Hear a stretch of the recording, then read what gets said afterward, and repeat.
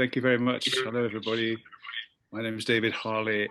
I was a European Parliament official for 35 years between 1975 and 2010, and I still follow events in the European Parliament and to some extent the British Parliament fairly closely. So thanks for this opportunity to say a few words in my allotted time about the British parliamentary tradition and the European Parliament. So my premise here, my sort of starting point is, I think that things are going badly in many parts of the world, in many countries. Liberal democracy is under threat in the Western world and globally from far-right parties and authoritarian regimes. And in that set of circumstances, the constitutional role of parliaments needs to be upheld, protected, and strengthened. And there may also be a case for reforming certain internal parliamentary processes, both in the British Parliament and in the European Parliament, and for these parliaments to adapt to recent and current societal changes and to generally be fit for purpose. So in a way, what I'm suggesting is an ambitious proposal that we need to consider shifting the paradigm for parliaments in the 21st century in these turbulent times. And so in that context, with that starting point, I'm going to look at what the venerable British Parliament and the much younger European Parliament might learn from each other.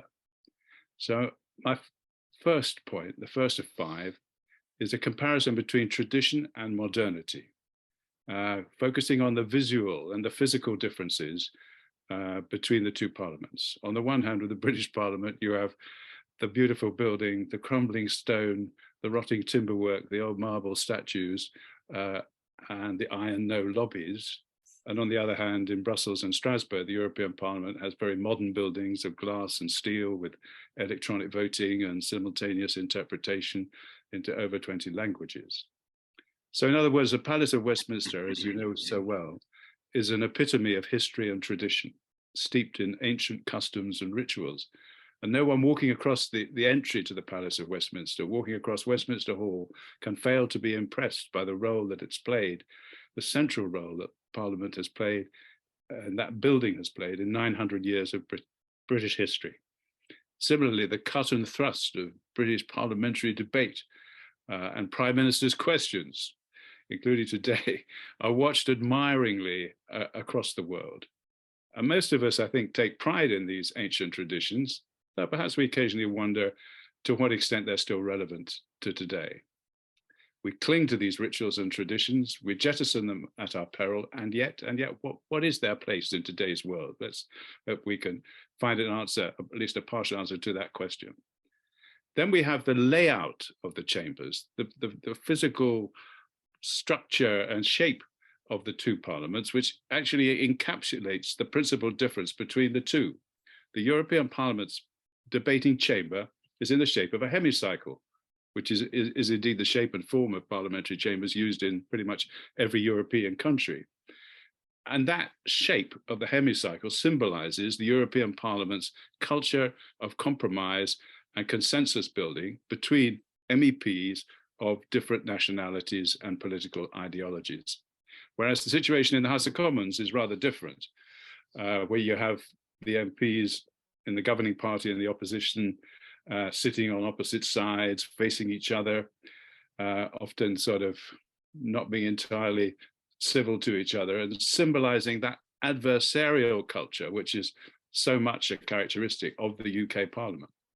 And I would maintain that the adversarial culture in the Parliament flows logically from the first past the post electoral system, which is based on the principle of the winner takes all and gives rise to what some people have called an elective dictatorship, where a party that wins 40% of the vote in the election can win 100% of the votes in the House of Commons.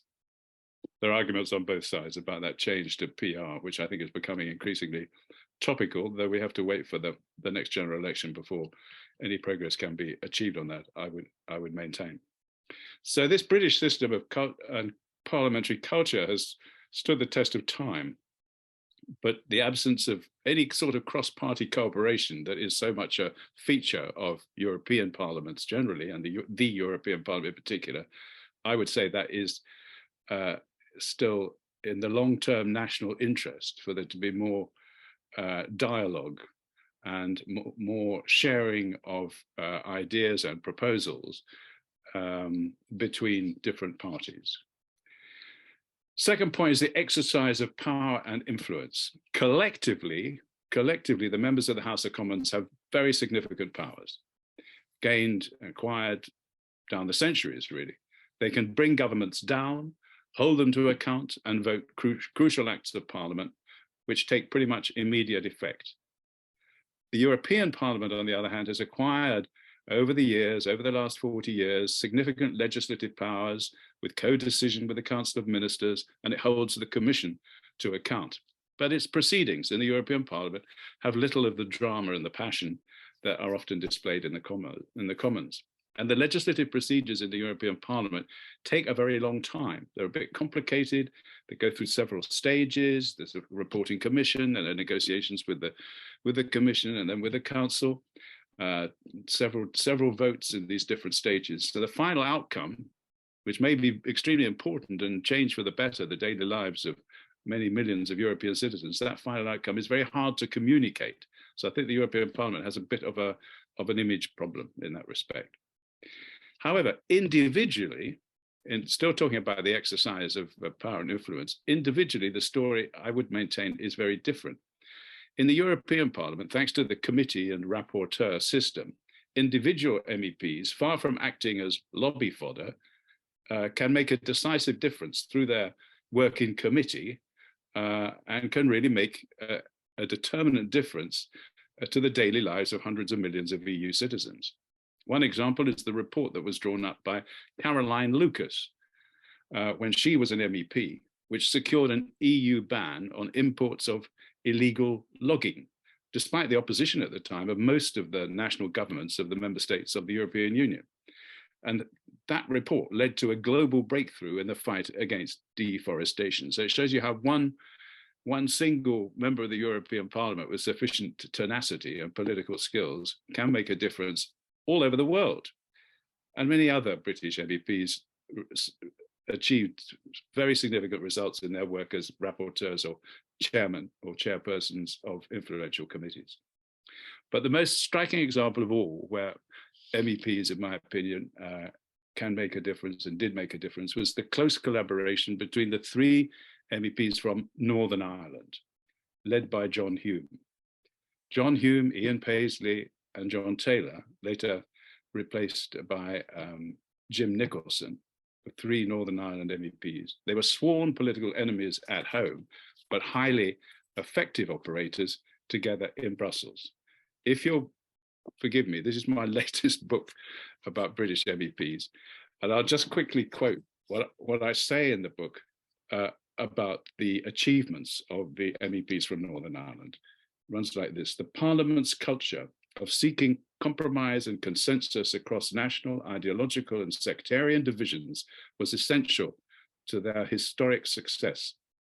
The painstaking groundwork which led to the Good Friday Agreement could possibly not have happened anywhere else. We talk and hear a lot about Northern Ireland these days in the context of the protocol. And I don't think it's sufficiently understood, perhaps, in Britain, that the European Union, from the very first arrival in Brussels of John Hume in particular, led the way in cross-border peace and reconciliation by bringing economic benefits to the border area. And I think the European Union has always felt a particular responsibility to the people of Northern Ireland and the people of the border areas in both communities. And that is a factor that the GB government should really take account of if we're going to find a way out of the current impasse on the protocol. Now, my fourth point is a bit less positive, perhaps. It's about worrying trends that I feel currently exist in both the British and the European parliaments. On the UK side, we've seen the government increasingly tending to sideline and bypass the House of Commons through the use of statutory powers and greater powers of discretion for ministers, the so-called Henry VIII powers.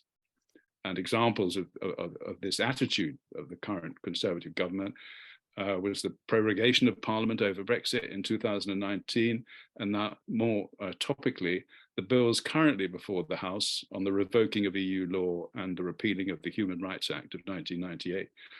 So it seems to me that we lack what should be the vocation and the first sort of feature of a properly functioning parliament, which is to give a singular, separate parliamentary voice distinctive from that of the government of the day. At the moment, I think there's a little bit too much rubber stamping going on in the parliament, and a weakened parliament and an overreaching executive is not good for democracy. On the other hand, in recent times, this might sound a little bit surprising, the House of Commons, in my opinion, has acted very effectively on the difficult questions of probity, integrity, and standards in public life. I think that there have been a number of cases, as we all know, of MPs, including the former Prime Minister, being accused of breaching these standards. But I believe that the Commons Select Committees on Standards and the Select Committee on Privileges have actually held them to account quite effectively.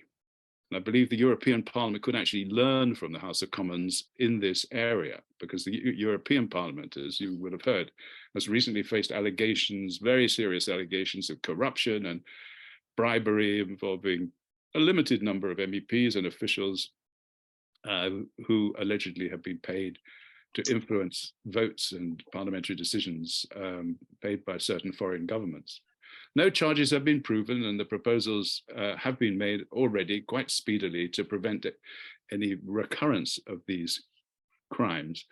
But the reputation of the European Parliament, and indeed the reputation of the European Union as a whole, has been tarnished undeniably by these misdemeanors. So instead of self-regulation, which has been the main attempts that the Parliament, the way that the Parliament has attempted to clean up its act up until now, it clearly hasn't worked. And so there's a need for an independent body to be given, that setting up an independent body should be given serious consideration and very, very rapidly, in my opinion. And now finally, my fifth point is about Britain's parliamentary legacy in Europe. This is a unashamedly personal view. As I mentioned before, I spent 25 years as a humble official in the European Parliament. And I'm one of the very few people, I'm proud to say, who was there on the very first day that the British MEPs arrived in the first directly elected Parliament, which was Tuesday, the 15th of July, 1979, and was also present. I was also present on the very last day that the British members came, on the 29th of January, 2020. So I have a privileged position to sort of assess and analyze the contribution of UK MEPs to the procedures and the greatly increased competencies in the legislative field of the European Parliament. The British MEPs helped to introduce question time. They were in the forefront of pressing for the internal market. They played a leading role all through that period on the adoption and the monitoring of the EU budget. But there was more to it than that. We shouldn't forget, in my opinion, the human side of the UK's legacy. On that last day, the 29th of January, 2020, I watched the proceedings from the diplomatic gallery. I watched those emotional scenes that some of you may have seen when all the MEPs, or the great majority, held hands and sang Auld Lang Syne. And as I left the building with a tear in my eye, I bumped into a German MEP that I'd known quite well several years previously. And I asked him what he would miss now that the British MEPs would no longer be there.